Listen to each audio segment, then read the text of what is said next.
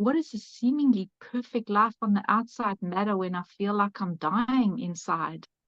A caring husband, 2 children, a private school, a successful career, and a new home mean absolutely nothing when I feel that I'm a burden to them and to life. Hi everyone, it's Lauren Kinghorn here, and today I'm sitting with the magical Sibylle Stehli. Sibylle calls herself the chaos disruptor.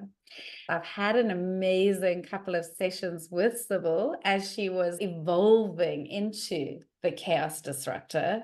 So I'm really excited to hear exactly what the chaos disruptor is all about. So fire away, Sibylle. A lot of us don't realize that we have a lot of chaos going inside of us. Life these days, the world out there, everything we hear, we see, we're being challenged with, just feels so harsh and chaotic on a lot of levels. And often things are just carrying on in a normal way, and we go through our everyday, and we have that autopilot that comes on in the morning, and we go to bed at night. So we think, well, everything's ordered, everything's fine, you know.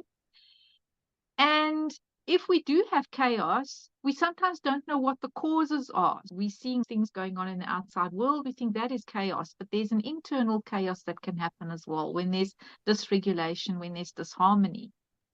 And some of us also don't want to admit to ourselves that our life is chaotic, because in some way we might look at that as then we're failing, or if I don't have this chaos, then who am I?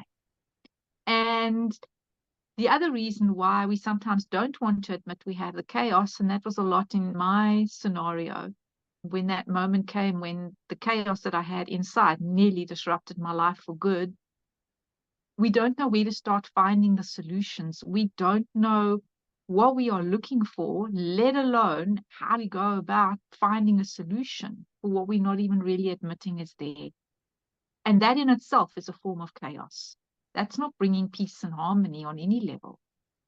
You mentioned something about your own personal stories. I'd love to dial back and go back to that. Was there some kind of defining moment that led you to become the chaos disruptor? How did this evolve for you?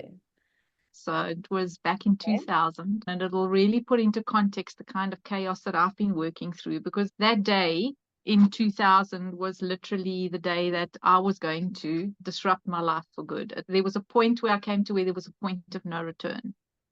So it was a regular Monday morning for everybody else, not for me, because this was the day I had planned to take my own life. And knowing what I was about to do, I wondered whether I was brave enough to go ahead with my plan. And it was as if in answer that the despair and the pain of living as an ill, overweight, miserable, depressed woman who felt herself to be a burden to her family and to her life, all of that began to surface.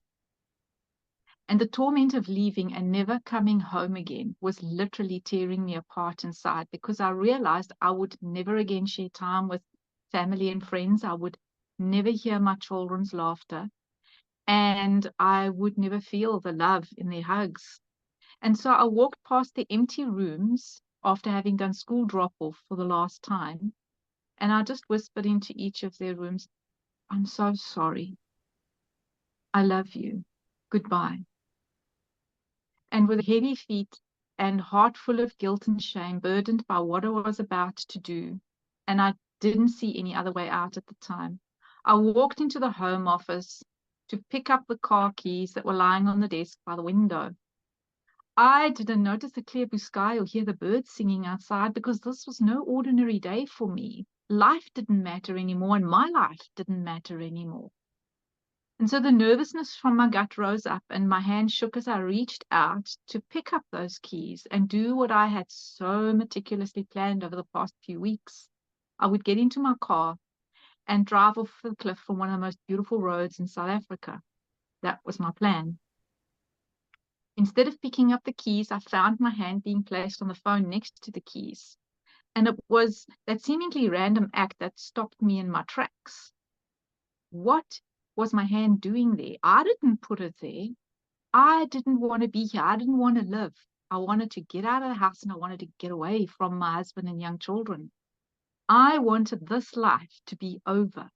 I wanted it to end because really deep down inside, I felt like I didn't deserve to live. Surely my family would be better off without me.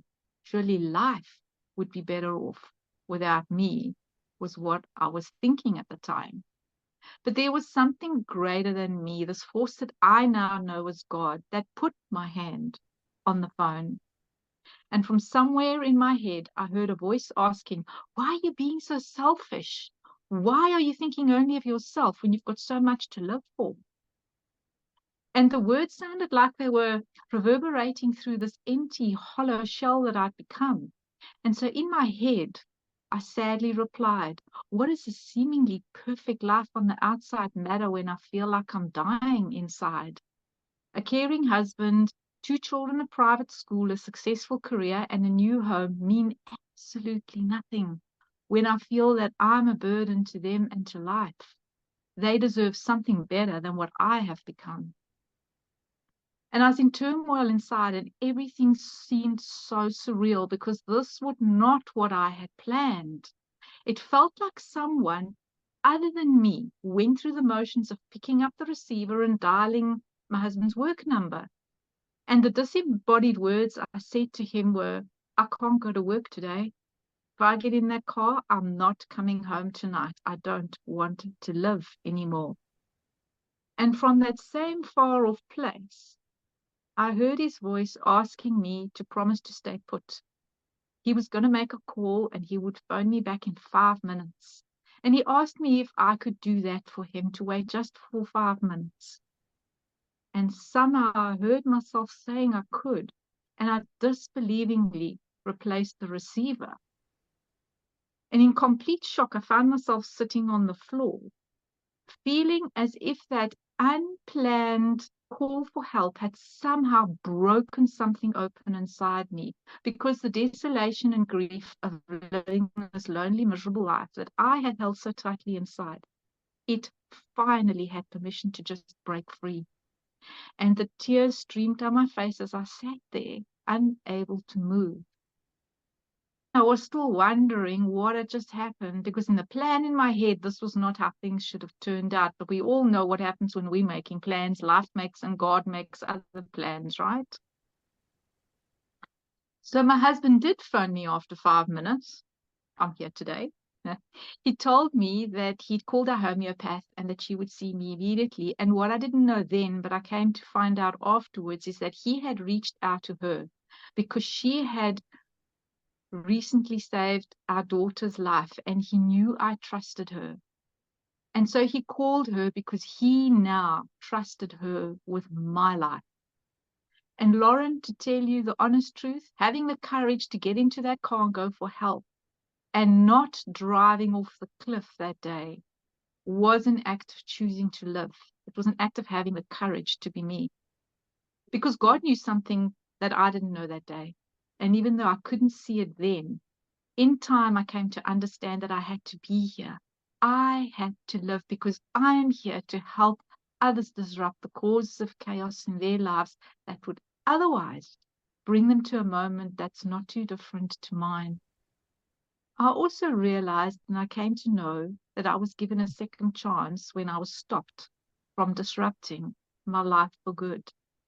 And so the day that was supposed to end my life was in fact the beginning of a transformative healing journey. And very slowly, very, very slowly, I started coming back to life.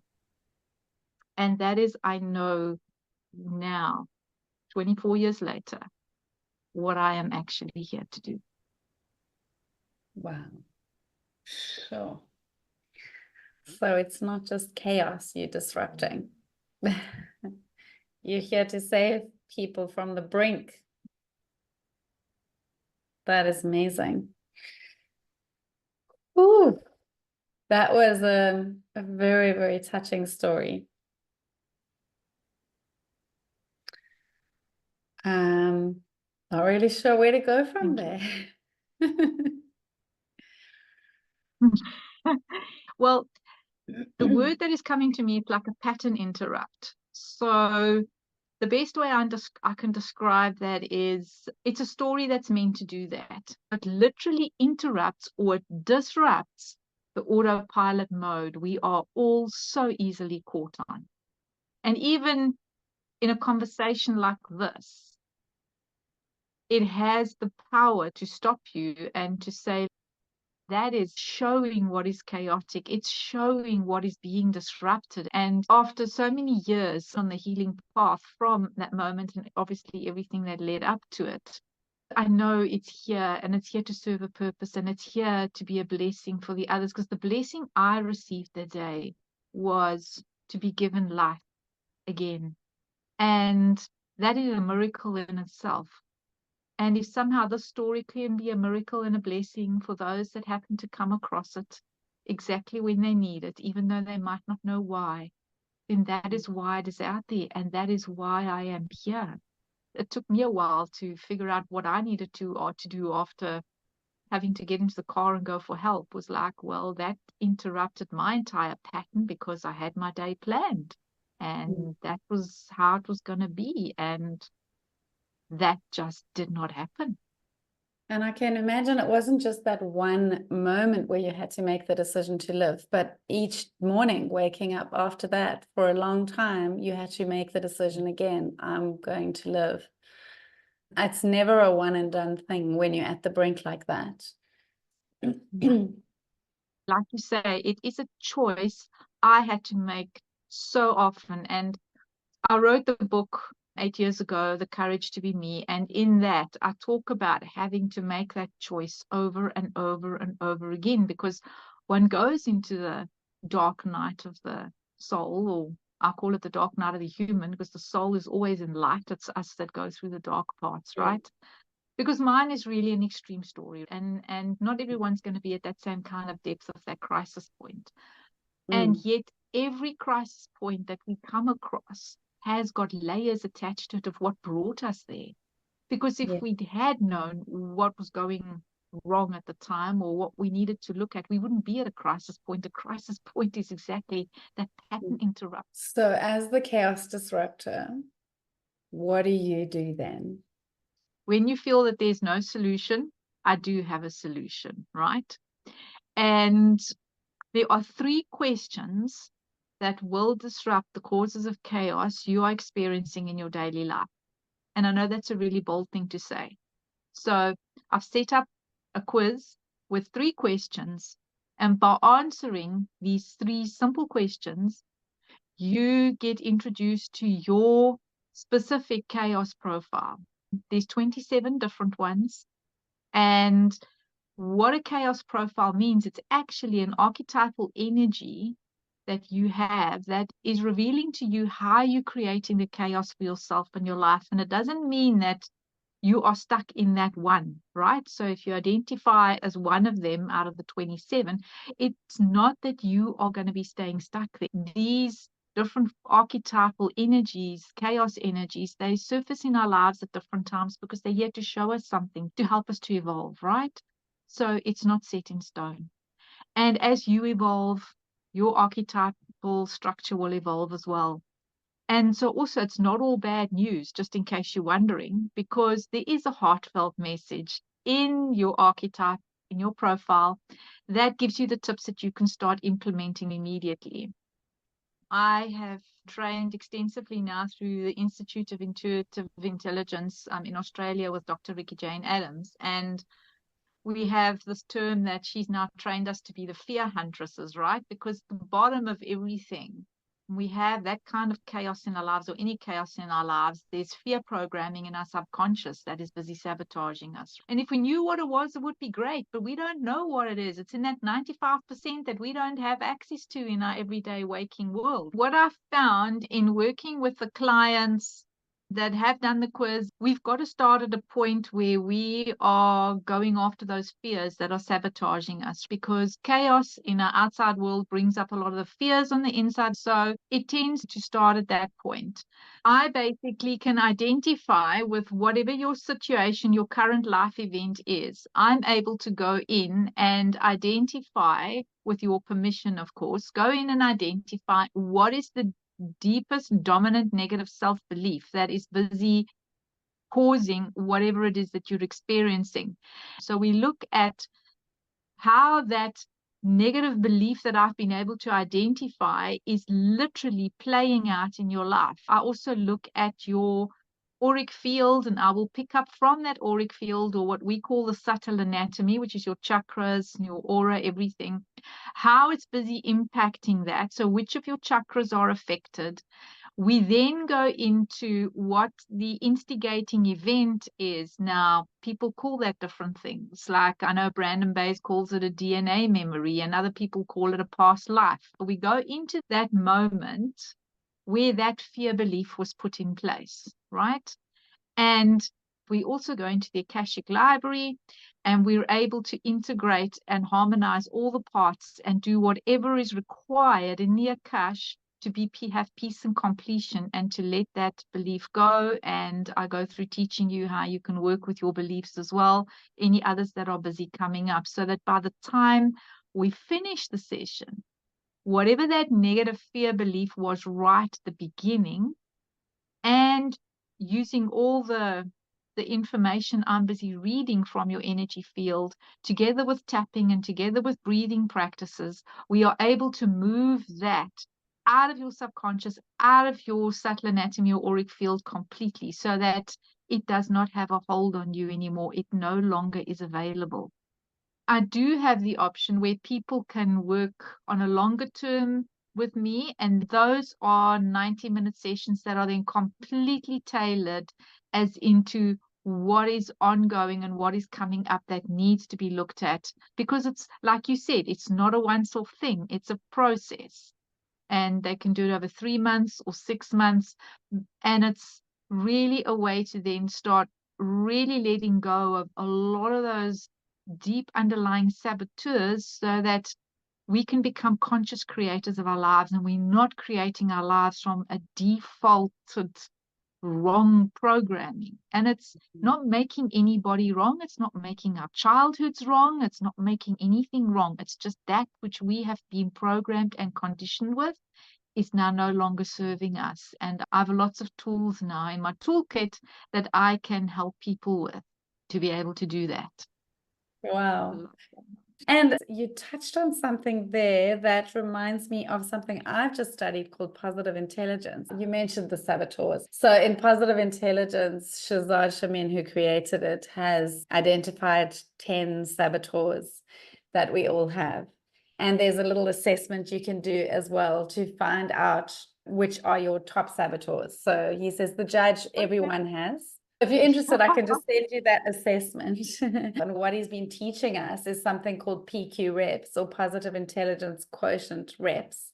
So they're much like doing reps in the gym to build your muscle. This now builds your prefrontal cortex of the brain and atrophies your survival brain. It really helps people to build the mental fitness, the habit of interrupting their saboteurs every time they come up, and then acting differently, acting from the sage brain, acting from the prefrontal cortex or left brain, instead of acting from the survival brain.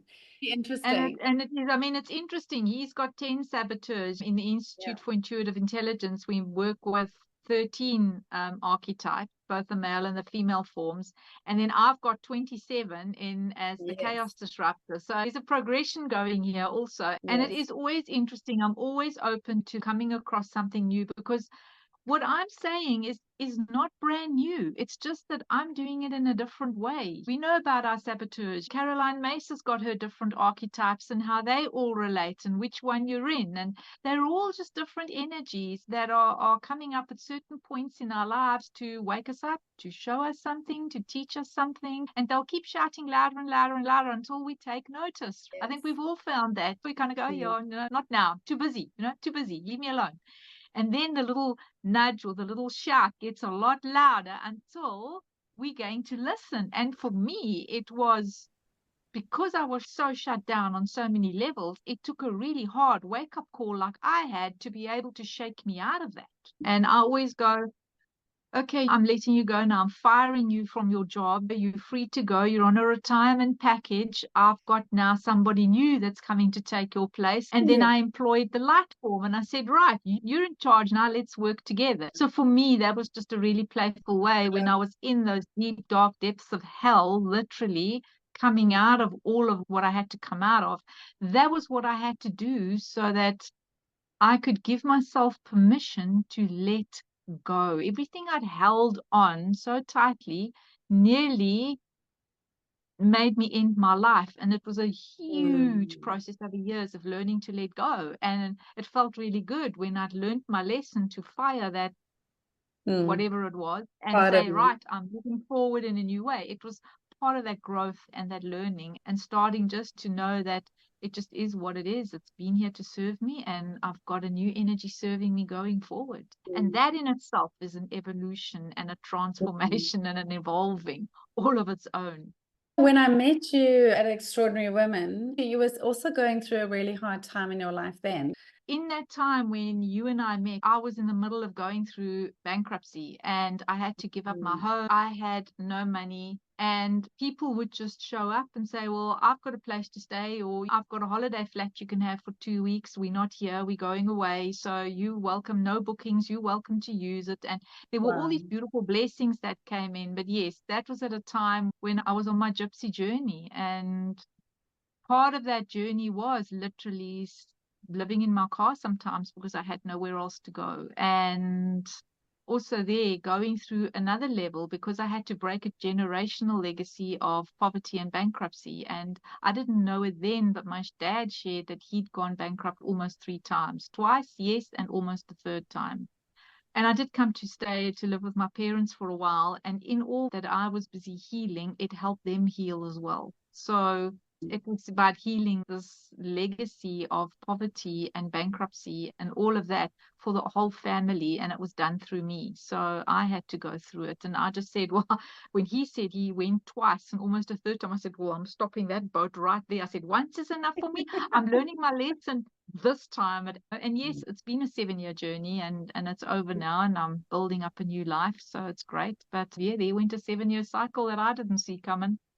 Wow. So I can understand also with all of that history that you didn't know of, I can understand how you reached the point that you reached in 2000, because you were carrying that as an empath. You were probably carrying all of that drama that you didn't even know existed, but it was sitting in your psyche. You must have felt it. Yes, those legacies are carried down in the generations and they are in our DNA.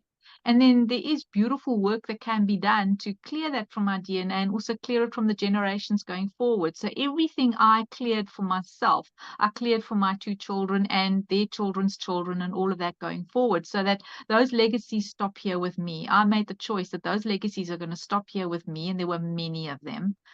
They're going to stop. The buck stops here, and I'm setting my children free. I set myself free and I set my children free as well, so that they don't have to go through that same generational pain and live that out in their lives. And they're not. Thank goodness, they're thriving and flourishing. And yeah, so I'm very grateful. It does work. It literally works. That must be so wonderful to see. The reason I got divorced and left the abusive marriage was because I could see how my children were shutting down, and that they were not going to realize their potential in life just because of everything they'd taken on through our marriage being so dysfunctional. And my prayer was that I could free them as well, and then allow them to live lives at their full potential, whatever that may look like, whatever they want to do. And they've gone on to do that. And I'm very proud of them. And the one thing I'm really grateful for is that my 2 children and I are the best of friends, and they know that there's an unconditional space here where they can come and share anything and it will be okay. I have no judgment or anything against them for anything. It's just okay. So they have that unconditional acceptance, and I can't even describe how we have video calls because they're in the UK, in London, and we have those video calls and we'll be in tears, and I'm helping them, they're helping me, we're still healing together on some levels. And to have that openness when your children are between the ages of 25 and 30, it's really magical to have that. And that was my prayer. Let us come out of this divorce as better people, and let me repair my relationship with my children, that they can literally come to me with anything. I want to be best friends with my kids and have the most awesome times with them. And that literally has become true. So I'm forever Wow. grateful for that day where I whispered goodbye into their rooms and it didn't happen, because now I can be there for me and for them when we need it. That is incredible. And at what point were they aware of you wanting to take your life? Was it only when they grew up and you wrote the book? Yes, they Mm. didn't know about any of that going on inside me. Wow. They didn't know about any of that. And we've had to have conversations around that, because when I Mm. did launch my book and I gifted each of them a book and I Mhm. wrote them a message, and they had no idea that was what I was going through. They just unconditionally loved me, no matter how overweight I was, no matter how miserable I was, no matter, I mean, talk about overweight. I was really overweight and I really didn't look good. My children just unconditionally loved me, and it was such a shock for them to realize what I'd gone through. They just knew mom had to go to the doctor, and I went for Reiki healing, and I was eating differently, and I started looking at life differently, and yet somehow that empowered them and helped them. So my healing journey was like a living example for them of what somebody can overcome. But no, they were not aware of any of that until they read the book. And they was like, okay, mom, we really need to talk to you. Was that really what was going on? We didn't know. And it shocked them to a degree, and yet it also woke them up that you can never tell what's going on inside of someone else. And that was a big lesson for me when they shared that and how they felt about it and how rattled they were because they didn't know about any of that. I said, well, imagine you rattled now. It would have just destroyed you right there and then. I was still the mom that you woke up and said, I love you every day. So that was what was important at the time. You didn't need to know that then. Of course. And were you ever able to express your gratitude to your ex-husband for saving your life, literally? Yes, we have spoken about all of that, and we came to peace around that as well. That was our healing journey, that he could start understanding what was really going on for me, and then also became aware of how dysfunctional our marriage really was. And time evolved until that could be dissolved. And then I could thank him for that. And then he actually came to me and thanked me for having the courage to go through the divorce, because he was prepared to carry on with the same old status quo like it always was. And I said, well, that wasn't good enough for me and it wasn't good enough for the kids. And I told him I knew it wasn't good enough for you. There's something better for you out there. And so it was almost like a reciprocity in that sense, is he did. And then I saved all of us when I initiated the divorce, which was really challenging. But I initiated that because I knew that then that was the blessing that we all needed, so that we could all go to our full potentials and move on in our lives with what we needed to do. And it was not going to be through staying together just because that was the way it was always done. Exactly. Sure, the courage to be me. And here you are doing the work you were born to do. Is that how it feels right now? Is this it? You've found your path. Yeah. What they say is you found your Dharma. You found that which you've been given as a gift that you can now give back to life as a gift. And that is literally the way I see it. It's not me that's doing the work. It's whoever I'm working with, and that force that's greater than us, call it God, call it universe, call it spirit, whatever that plan is, and the two of us working in this co-creative dance together, and everybody that we interact with, that is now what I'm here. Where it never felt grounded or that I was home in who I was. I'm here, I'm home, I'm grounded. This is how I am of service. I have been blessed so immeasurably that I want to just share those blessings and gifts with the world now and help others to access that what I've been able to find within myself. Beautiful. Wow, that is Well, it amazing. led me to this beautiful conversation with you. So for that, I am really deeply grateful. Well, thank you. Thank you for the sessions that led to this beautiful conversation. Do you think there's another book in you?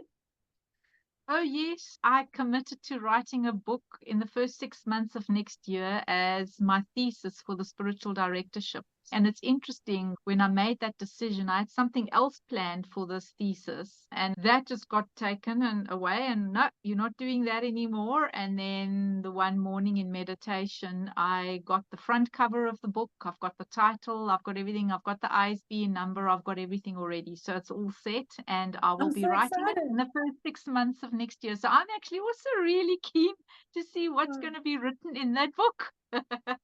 Very exciting. I can't wait to see it. I want to be that person who knows now all of the 27 characteristics of the chaos disruptor. I want to know all of them. I'm so interested. So I can see you teaching other people this work, and it's going to go places. This is amazing. It's just really exciting. It's called a methodology, right? A modality Yeah. or a methodology Yeah, that it's more a methodology, and yes, there is a progress from number 1 through to number 27. And like I said, 27 isn't nirvana, and you never have a challenge in your life again. You're just at a really different place. And I'm kind of getting the sense that there's something evolving from this once you get to 27, and then there's a follow-on phase. So wow. I'll wait and see what that is. I've got this now, and let's just play with this for a while, and then yes, let's see where it goes, because clearly there's magic here to be shared, and I'm a big believer in magic and a big believer in miracles, and clearly that is here to be shared, and there's a plan, and it's from somewhere greater than me, and I'm here to follow that, to carry out that plan, whatever that may be. I just know that I've come home. I've literally come home where I've never been at home before. I have now come home in a way that is definitely not what I thought it was going to be. And that's more than okay. I'll keep you posted, because the rest is now an adventure, as much for me as it will be for anybody else. I want to empower people as much as possible, give them as much as I possibly can to help them for wherever they're at. I think these 27 archetypes are ready to play with us. We've just got to be ready to play with them. So I'm I'm so excited to curious. see where it goes. I want to know who they are. I can't wait for the book to come out. Thank you so much, Sibylle, for your time and this amazing interview. Is there any last word of wisdom you'd like to leave, or anything you'd like to do just to close off this interview nicely?